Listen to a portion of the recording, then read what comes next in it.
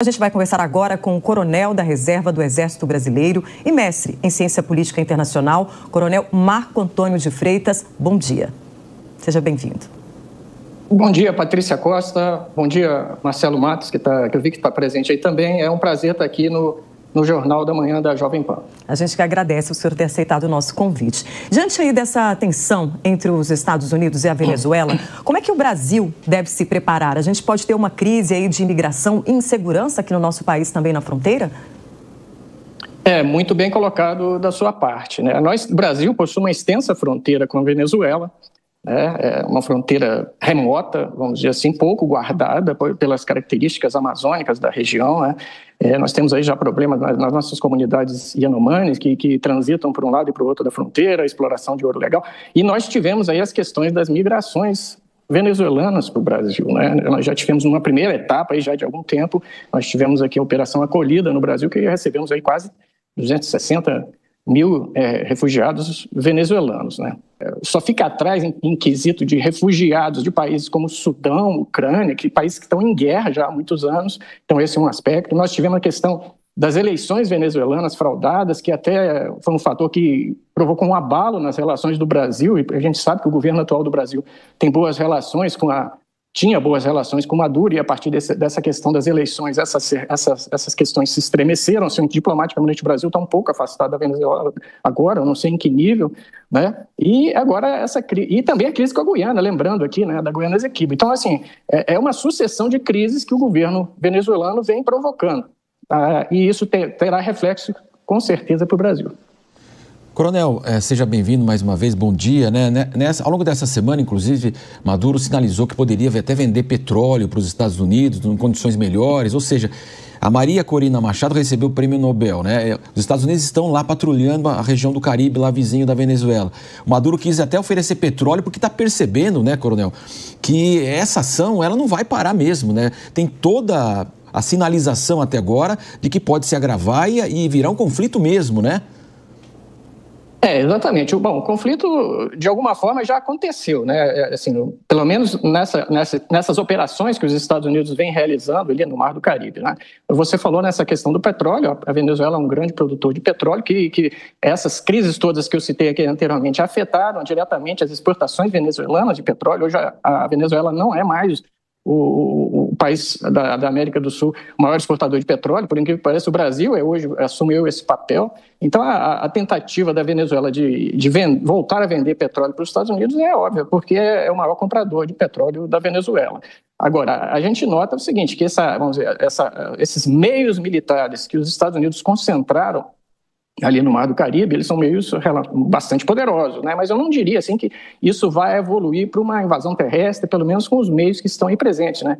Só lembrando, a última grande intervenção dos Estados Unidos nas Américas ocorreu na década de 90, quando, justamente pelo mesmo motivo que está sendo utilizado agora para esse conflito com o Maduro, ou seja, envolvimento com o tráfico de drogas, o Panamá, que tinha um presidente na época chamado General Noriega, Manuel Noriega, também estava envolvido com o tráfico. Os Estados Unidos invadiram o Panamá naquela época, né? Mas só que naquela época os Estados Unidos estavam com uma força de quase 30 mil homens, coisa que não se está verificando aí, em que pesa a quantidade de meios que os Estados Unidos estão colocando. Me parece que os Estados Unidos estão fazendo realmente mais um cerco a esse tráfego marítimo, né, de drogas, né?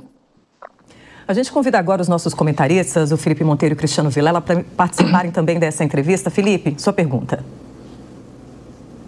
Bom dia, Coronel. Prazer estar com você aqui no Jornal da Manhã, conversando sobre esse tema muito importante na geopolítica aqui da América Latina.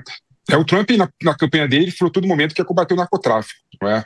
Então, quando ele fala que vai colocar todas as forças militares, tecnologia no mar, na costa da Venezuela, para combater o narcotráfico, pode ser um pano de fundo de algo muito mais profundo que a gente não está vendo, né? Mas, ao mesmo tempo, ele também falou que ia colocar o PCC como organização criminosa, né? Aliás, como grupo terrorista, né? O que poderia também fazer com que houvesse algum tipo de movimentação contra o PCC, que é um grupo terrorista no Brasil, né? Terrorista não, é um grupo criminoso no Brasil que tem amparo no mundo todo, né? O líder do PCC nem deve estar morando no Brasil, está morando agora em Miami ou na Europa, nas coberturas, né? Comandando o tráfico de drogas no Brasil por meio de telefones celulares e outros tipos de tecnologia. A minha pergunta vai no seguinte sentido: você vê, por exemplo, que o Trump poderia declarar o PCC como organização terrorista e ter algum tipo de consequência para o Brasil? Bom, a diplomacia brasileira ela vem resistindo a isso, claramente. A gente tem observado aí nesse governo atual, né? Não classificar o PCC como uma organização terrorista, que é o mesmo argumento que a própria diplomacia brasileira vai tentando defender com relação ao Maduro, né? Que também há acusações sérias contra o Maduro de estar envolvido diretamente, ou seja, o governo venezuelano envolvido diretamente com o tráfico de drogas, né? A gente tem aí a questão do Hugo Carvajal, por exemplo, que é um ex-chefe da inteligência venezuelana que está preso nos Estados Unidos. E só lembrando, né, essa campanha dos Estados Unidos contra o tráfico, o envolvimento venezuelano com o tráfico de drogas não começou no governo Trump. Só lembrando isso aí, né? O Hugo Carvajal foi preso em 2023 no governo Biden. Tá? Então, isso tem sido uma política bipartidária do governo norte-americano. Só lembrando isso aí, né? Mas, certamente, como a gente sabe que o crime organizado ele é transnacional, né? Não duvido que possa existir ligações entre, por exemplo, entre o PCC e por exemplo, o cartel de Los Soles, que é o que justamente é o principal cartel de drogas na Venezuela, né? Então, assim, a colocação de uma organização criminosa brasileira como terrorista, a classificação disso como terrorista pelos Estados Unidos, vai ter reflexos para o Brasil, com certeza, sim. Coronel Marco Antônio, agora a pergunta do Cristiano Vilela. Coronel, bom dia.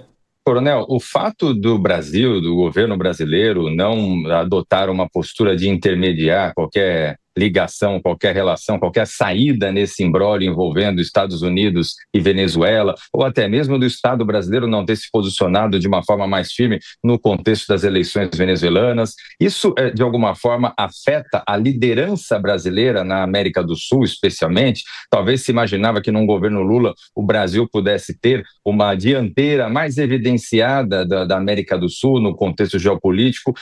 Talvez esses episódios venham a ter deixado a posição brasileira mais fragilizada nesse sentido? Bom dia, Cristiano. Excelente pergunta, com certeza. Essa é a minha posição. Eu acho que a nossa diplomacia ela tem sido omissa em tudo que se refere à Venezuela. Isso eu falo desde a questão lá, não é de agora, né? Desde a questão, por exemplo, dos refugiados que eu citei aqui, da questão das eleições venezuelanas, que claramente foram fraudadas, o próprio governo brasileiro, de certa forma, reconhece isso. Ou seja, a posição da diplomacia brasileira hoje ela está numa situação muito ruim nesse caso, que é o principal, vamos dizer assim, a principal crise que a gente vivencia na América do Sul, onde o Brasil deveria se fazer presente como uma liderança. Mas por que não está se fazendo presente? Primeiro, porque se afastou desde essa questão das eleições venezuelanas, se afastou um pouco do governo Maduro. A gente não tem visto mais a nossa diplomacia atuando diretamente em relação ao governo Maduro, nem seja para apoiar, seja para se contrapor, está um pouco distante. E com os Estados Unidos nem se fala, né? O governo tem tentado uma reaproximação aí com os Estados Unidos, ou seja, o Brasil não está habilitado para exercer seu papel de liderança pela própria forma como a diplomacia brasileira vem atuando nos últimos tempos. Então, assim, seria importante o Brasil buscar, se é que vai haver essas conversas do nosso presidente Lula aí, atual, com o presidente Trump, colocar esse assunto na pauta. Não sei se isso vai ser feito em função de que já há problemas demais na pauta Brasil e Estados Unidos, mas se houvesse essa possibilidade, seria muito importante para o Brasil afirmar a sua liderança nesse quesito. O problema todo é que o Brasil também não consegue ter bons canais de comunicação atualmente com o próprio governo venezuelano, que é de se estranhar, né? Porque pode ser que esses canais até existam, porque sempre houveram, né, entre os governos do PT, né, do presidente Lula, ou da Dilma, sempre tiveram boas relações com o Nicolás Maduro, né? E o que não ocorre, pelo menos aparentemente, não está ocorrendo hoje em dia. Então, existe um vácuo que certamente prejudica a diplomacia brasileira hoje. A gente vai continuar acompanhando esse assunto. Obrigada, Coronel Marco Antônio de Freitas. Tenha um bom domingo. Obrigado. Bom domingo.